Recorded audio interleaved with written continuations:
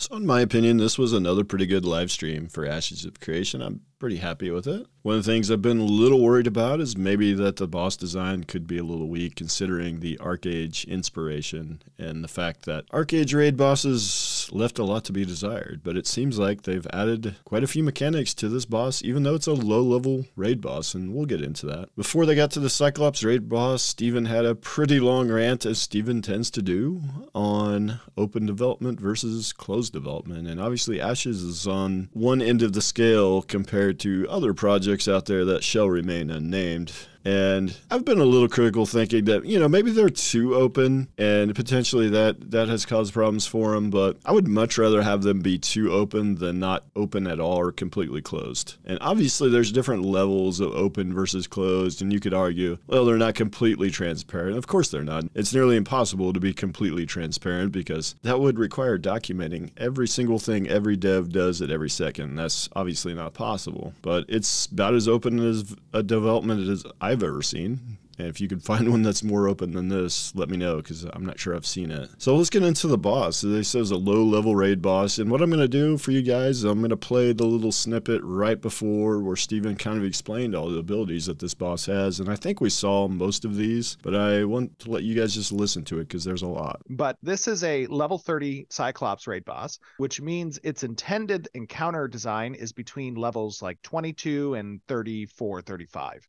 You're going to see a host of abilities. You're going to see, and try to keep an eye out for this, right? You're going to try to find some tree strikes, some kicks and tree slams, a totem charge, the root shear, some spore sprays, stomps and call spirits, the enraged root prisons and the root fissures, and the enraged phase with his roar and stomp frenzy and the totemless charge. You know, there's calling of dire spirits.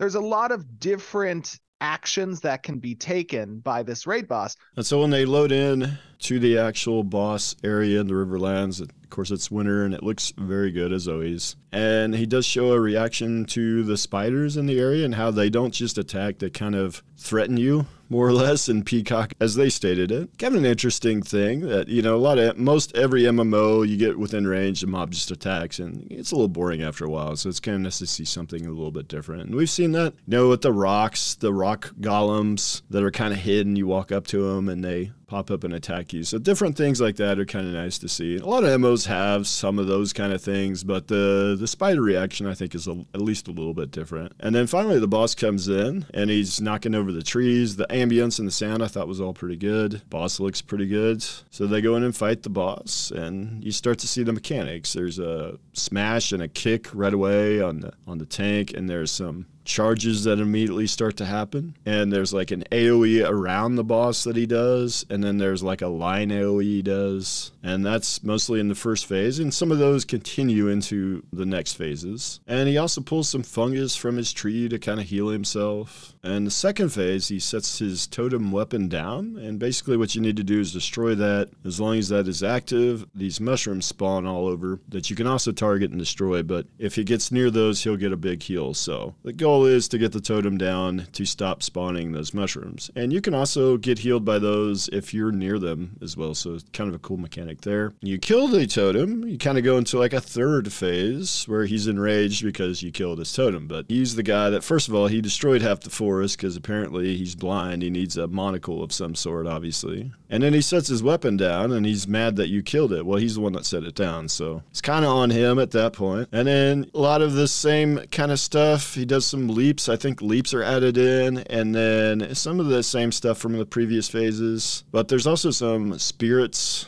that kind of spawn, and that could be something you just have to kill, obviously, the ads so they don't get overwhelming. And you have to get the boss down because he's enraged, but his armor is obviously reduced because his health bar goes down much faster, but he's doing much more damage. So at this point, you need to get him down fairly quickly. And then there's a loot table at the end, and some decent loot appears to drop. The final thing he kind of mentioned is after the boss fight is that the Alpha 2 packs are going to be no longer sold within the next few 2 months. So, and like I said, I'm still very positive on Ashes, and I try to be positive, guys. I definitely try to be positive whenever I can be. And I know I haven't been super positive about that unnamed MMO in the last week, but I was kind of forced to not be positive because there's just nothing to be positive about with that one. Even some of the MMOs that didn't make my top 5, I'm positive on, even though they're not for me, because I think they're going to be good for some other people. So I try to be positive whenever I possibly can, and I'm definitely very positive on Ashes, and will probably continue to be so. I don't see anything to be overly negative about, at least not at this stage of development. And that's, of course, my opinion. And this live stream alleviated one of my concerns to some extent. We have a low-level raid boss, and it has quite a few mechanics. That's a step up from Archeage, so that's a very, very good thing to see. Now, there's a lot of bosses going to be in this. There's a lot of dungeons. There's a lot they have to do. There's a huge scope, so we'll have to see how they can handle all that. But so far, so good. That's all I have for this one, guys. With that, I'll see you in the next video.